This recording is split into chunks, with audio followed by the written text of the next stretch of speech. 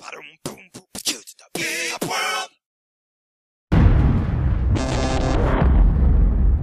The Walking Dead Survival Instinct Review.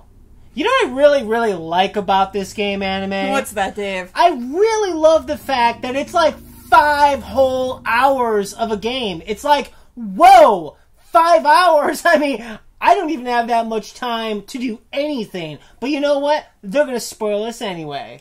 Hey, you know what's awesome about those 5 hours? What's that, Anime? That there is no story whatsoever. I mean, come on, Anime. Who needs story in a video game, right? All it's about is killing things and, like, stealing stuff, right? Oh, yeah, because we all need another survival horror game. Exactly. Every 65-year-old tells me that's what every single video game is. Yeah. And I believe every 65-year-old that I meet. Oh, yeah. Okay? Now, you know what I think is really great about this game? What? Okay? It's, like, so realistic in the fact that, have you ever been just, like, walking around and, like, the last thing you can do is jump over a tiny wooden fence? Oh, yeah, it happens to me all the time. It's like, no way. And especially, even if zombies were, like, chasing you, it's like, sorry, buddy, you're gonna have to go around this tiny wooden fence. It's impossible. You know what else is awesome about this game? What's that, Anime? In your inventory, a human being accounts for the same amount of space as a box of ammo. I mean, come on. Awesome. I mean, it's like, what, you expect them to carry the stuff on their lap? Let's be civil. Sorry, buddy, I'm just gonna have to abandon you on the roadside. You know what I really love about this game, though? What's that? Okay, so Daryl is an awesome character in The Walking Dead.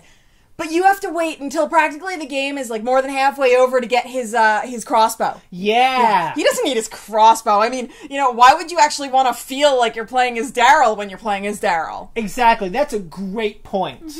So, like you said, you play as Daryl. You know what I really love about this game, Anime? It's back to realism. If you're running around in real life, you're not running around all perfect and stuff. It's hot. It's in the South in The Walking Dead, so you sweat, right? Right. And so while you're playing this game and running, sweat literally drips down the screen. Yeah, that's sexy. That is so awesome. It's like, wow. I needed that. You know, last time I played Far Cry 3, I was in the jungle, and I'm like, I gotta say, this would be a lot more realistic if there was just water constantly pouring down right on my face, right on the screen. Oh yeah, I think about that all the time. Exactly. Thank you, Terminal Reality, for that bit of realism. Hey Dave, you know what's really progressive about this game? What is that, Anime? You have an inventory of 10 things, and you can never upgrade that. I mean, yeah, doesn't that make sense, Anime? It's like, I can only carry so much stuff. How could I possibly ever carry more than that? You never see that in a video game, really. Never. That's like, only the lame ones. That like is- Skyrim. Yeah, I mean, that's so progressive. Exactly. It's like, wow, you know, finally, a little bit of reality. Speaking of a little bit of reality, Anime, you know what I really love about this game's design? It's the fact that almost every single zombie looks exactly the same, okay? Yeah.